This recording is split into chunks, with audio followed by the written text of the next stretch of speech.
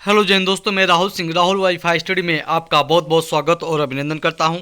आज 30 सितंबर 2020 है और 30 सितंबर 2020 से रोजगार की जो भी महत्वपूर्ण खबर हैं, चाहे वो एसएससी के संबंध में हो, यूपीपीएससी के संबंध में हो, यूपीटीपीएससी के संबंध में हो या फिर डीएलएड बीटीसी के संबंध में हो, प्रत्येक महत्वपूर्ण खबर आप तक राहुल वाईफाई स्टडी चैनल के माध्यम से पहुंचाई जाएगी इस वीडियो सेशन में। अगर आप चैनल पर पहली बार विजिट किए तो चैनल को जरूर सब्सक्राइब कर लें, साथ में बेल आइकॉन की घंटी प्रेस कर लीजिएगा। चलिए बढ़ते हैं खबरों में आगे। पहले बात करेंगे डीएलएड को लेकर के। जी हाँ, डीएलएड की सेमेस्टर परीक्षा जो है 30 अक्टूबर से। अब यहाँ से खबर देख सकते हैं। परीक्षा नियामक प्राधिकरण कार्यालय ने डीएलएड और बीटीसी के सेमेस्टर परीक्षा का कार्यक्रम जारी कर दिया है। परीक्षा 30 अक्टूबर से 11 नवंबर तक होगी और इसमें विभिन्न बैच एवं सेमेस्टर के तकरीबन 3 लाख प्रशिक्षु शामिल होंगे। डीएलएड प्रशिक्षण 2019 बैच दूसरे सेमेस्टर के 1,72,000, जबकि डीएलएड 2017-18 समेत अन्य बैच के अनुत्तीर्ण और शेष चतुर्थ सेमेस्टर के तकरीबन 1.25 लाख प्रशिक्षु हैं। बैक पेपर वालों की भी होगी परीक्षा। आप देखते हैं डीएलएड एवं बीटीसी के विभिन्न बैच के बैक पेपर वाले प्रशिक्षुओं को भी परीक्षा होगी। डीएलएड 2017-18 एवं बीटीसी के विभिन्न बैच के बैक पेपर वाले प्रशिक्षुओं के लिए तृतीय सेमेस्टर की परीक्षा 2 से 4 नवंबर तक कराई जाएगी। एक बड़ी चीज़, अब यहाँ से प्रमोशन का परिणाम जल्द। डीएलएड प्रशिक्षुओं का प्रमोशन परिणाम अक्टूबर के प्रथम सप्ताह में संभावित है और 16 सितंबर को यानी इसी सप्ताह में जारी किया जाएगा। 16 सितंबर को शासनादेश जारी होने के बाद परीक्षा नियामक प्राधिकारी कार्यालय ने इसकी तैयारियां भी शुरू कर दी है। जिला शिक्षा में प्रशिक्षण संस्थानों यानी डायट से 2 अक्टूबर तक प्रशिक्षुओं का ब्यौरा मांगा है और 2019 बैच के प्रथम सेमेस्टर में प्रवेश लेने वाले दूसरे 1,72,685 प्रशिक्षु बिना परीक्षा दिए दूसरे सेमेस्टर में चले जाएंगे। आपको पता होगा बढ़ेगी परीक्षा केंद्रों की संख्या। निश्चित तौर पर कोविड-19 की गाइडलाइन के अकॉर्डिंग परीक्षा सेंटरों की जो संख्या है वो कहीं न कहीं बढ़ने वाली है। आगे बात करेंगे यहाँ से। उच्चतर शिक्षा सेवा आयोग शुरू करने जा रहा है। जी हाँ, भर्ती विज्ञापन जारी करने वाला है। जल्द भर्तियाँ शुरू करेगा उच्चतर शिक्षा सेवा आयोग। 4,000 के आसपास हो सकती है रिक्तियों की संख्या। 6,000 पद खाली हो चुके हैं अब तक महाविद्यालयों में। 2016 में 1,150 पदों पर हुई थी चयन प्रक्रिया, तब से कोई विज्ञापन जारी नहीं किया गया है। प्रदेश की सहायता प्राप्त अशासकीय महाविद्यालय में असिस्टेंट प्रोफेसर प्रवक्ता के रिक्त पदों पर चयन की प्रक्रिया बहुत जल्द शुरू होने वाली है और रिक्त पदों की संख्या का निर्धारण अंतिम चरण में है। वैसे रिक्तियों की संख्या 4,000 के आसपास होने की संभावना जा रही है। यह भर्तियां उच्चतर शिक्षा सेवा आयोग प्रयागराज के माध्यम से होगी और असिस्टेंट प्रोफेसर की रिक्त पदों पर चयन के लिए वर्ष 2016 के बाद से कोई विज्ञापन जारी नहीं हुआ, आपको पता होना चाहिए। आगे बात कर लेते हैं। यहाँ से देख सकते हैं आरक्षण का निर्धारण होते ही जारी होगा विज्ञापन। उच्चतर शिक्षा सेवा, अब यहाँ से देख सकते हैं हम लोग ये चीज़ें कि उच्चतर शिक्षा सेवा आयोग के अध्यक्ष प्रोफेसर ईश्वर शरण विश्वकर्मा ने बताया कि आयोग ने असिस्टेंट प्रोफेसर के पद की चयन प्रक्रिया शुरू करने की पूरी तैयारी कर ली है और वर्ष 2016 के बाद कोई विज्ञापन नहीं जारी किया हुआ है। अभी तक बैकलॉग की भर्तियों के लिए चयन प्रक्रिया चल रही थी। आयोग को पहले 1,303 रिक्त पदों के संबंध में अधियाचन प्राप्त हुआ, बाद में पदों की संख्या और बढ़ गई और अच्छा का निर्धारण करते ही रिक्त पदों की संख्या प्राप्त होते ही विज्ञापन जारी कर दिए जाएंगे। आगे बात करेंगे। आप देख सकते हैं पीसीएस 2020 के संबंध में। पीसीएस 2020 जैसा कि परीक्षा आप जानते हैं 11 अक्टूबर को है और इसके लिए आपका एडमिट कार्ड जारी कर दिया गया है। जी हाँ, आपको 10 दिन कहा जा सकता है 10 दिन पूर्व भी आपके एडमिट कार्ड जारी कर दिए गए हैं। आपको सेंटर भी मिले थे चॉइस करने के लिए। अब देखते हैं लोक सेवा आयोग की ओर से पीसीएस प्रारंभिक परीक्षा, एसीएफ एवं आरएफओ की प्रारंभिक परीक्षा आगामी 11 अक्टूबर को 2 पालियों में कराई जाएगी। सुबह 9:30 से 11:30 और दूसरी पाली दोपहर 2:30 से 4:30 के बीच आपकी आयोजित कराई जाएगी। कोविड-19 को ध्यान में रखते हुए आपके जो सेंटर हैं वो प्रयागराज के साथ आगरा, लखनऊ, आजमगढ़, बरेली, गोरखपुर, अयोध्या, गाजियाबाद, जौनपुर, झांसी, कानपुर नगर, बाराबंकी, मेरठ, मुरादाबाद, मिर्जापुर, रायबरेली, सीतापुर, वाराणसी व मथुरा समेत कुल 19 जनपदों पर आपकी परीक्षा होगी। यह जानकारी परीक्षा नियंत्रक श्री अरविंद कुमार मिश्र ने दी है। तो एक महत्वपूर्ण चीज़ थी कि आपका एडमिट कार्ड जारी होगा। आपने ऑफिशियली वेबसाइट पर देखा ही होगा, आपको पता होगा। आगे बात करते हैं। जी हाँ, त्योहारों से पहले बम्पर भर्तियाँ करने वाली हैं आपकी ऑनलाइन कंपनियाँ। जी हाँ, कोरोना वायरस के चलते भारत समेत दुनिया भर के जॉब मार्केट में बहुत ही बुरा असर हुआ है और सिर्फ भारत में ही लाखों लोगों को अपनी नौकरी से हाथ धोना पड़ा है। लेकिन एक बार फिर से स्थिति में तेज़ी से सुधार हो रहा है और त्योहारी सीजन को देखते हुए, जैसा कि आप लोग जानते हैं अभी दुर्गा पूजा, उसके बाद दिवाली, त्योहारी सीजन को देखते हुए कंपनियों तेज़ी से नई भर्तियां करने में जुट गई हैं। राई इंडस्ट्रियल एसोसिएशन के अध्यक्ष राकेश छाबड़ा ने हिंदुस्तान को बताया कि वाहन में उद्योग में नई भर्तियां 15% बढ़ी हैं और सितंबर महीने में नई भर्तियां कोरोना से पूर्व स्तर के ऊपर पहुंच गई हैं।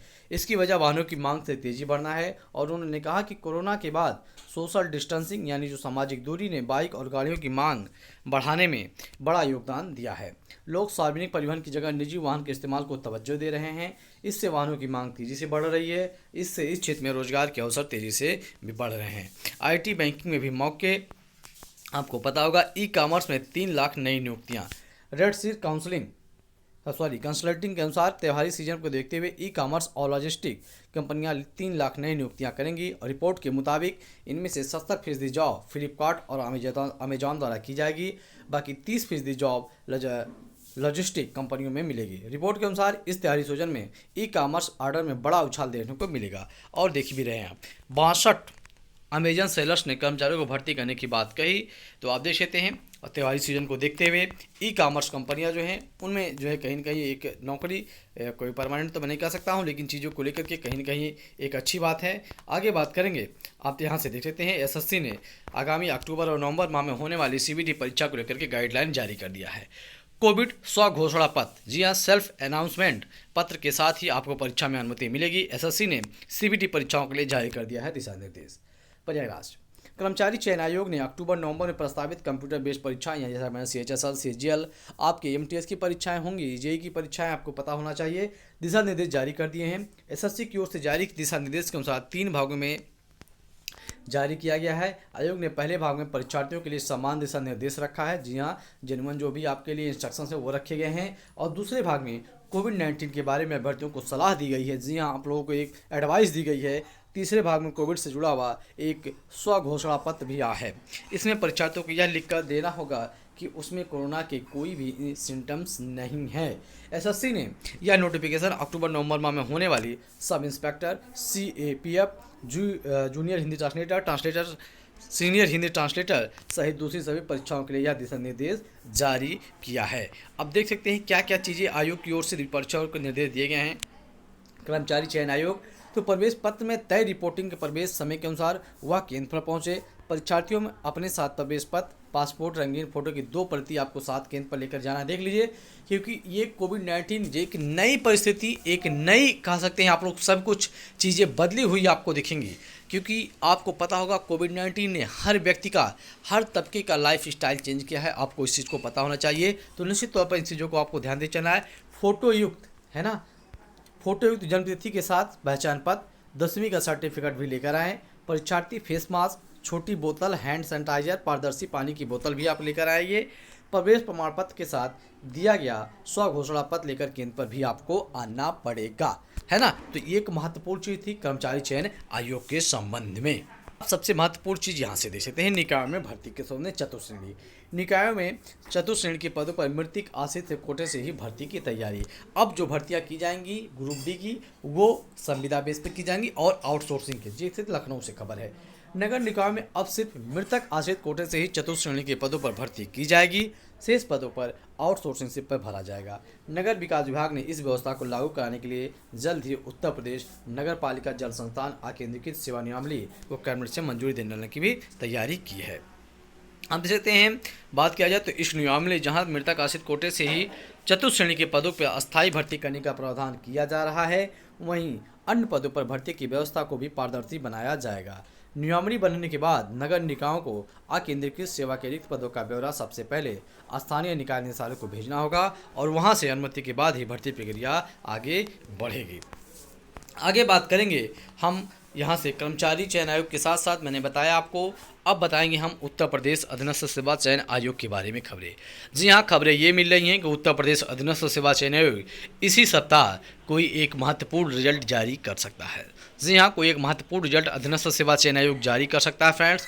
और विज्ञापन को लेकर के मैं आपको बताना चाहता हूँ, 2 से 1 विज्ञापन जारी कर सकता है उत्तर प्रदेश अधीनस्थ सेवा चयन आयोग अक्टूबर माह में। ये महत्वपूर्ण चीज़ है आप लोगों के लिए। तैयारियां उत्तर प्रदेश अधीनस्थ सेवा चयन आयोग में जब से मीटिंग हुई है माननीय मुख्यमंत्री के साथ, तब से कहीं न कहीं चीज़ें अब जो है वो तेज़ी से बढ़ रही हैं। चाहे कोई भी आयोग, चाहे वो लोक सेवा आयोग हो या फिर उत्तर प्रदेश अधीनस्थ सेवा चयन आयोग हो, यानी प्रत्येक जगह पर कहीं न कहीं सरकार में जो खलबली मची है उसको ध्यान में रखते हुए अधिकारी वर्ग परेशान है और कहीं न कहीं अब वो अपनी प्रक्रियाओं में निश्चित तौर पर तेज़ी लाने की पूरी जोर आजमाइश कर रहे हैं। तो एक महत्वपूर्ण चीज़ थी मेरे फ्रेंड्स, जो अब तक राहुल वाई 5T चैनल के माध्यम से पहुंचाई गई है। आई होप ये वीडियो सेशन आपको अच्छा लगा होगा, तो प्लीज़ वीडियो को लाइक कर दीजिएगा और ज़्यादा से ज़्यादा इसे शेयर कर दीजिएगा। मिलते हैं हम नेक्स्ट वीडियो में नेक्स्ट इन्फॉर्मेशन के साथ। तब तक के लिए धन्यवाद, नमस्कार, जय हिंद, जय भारत।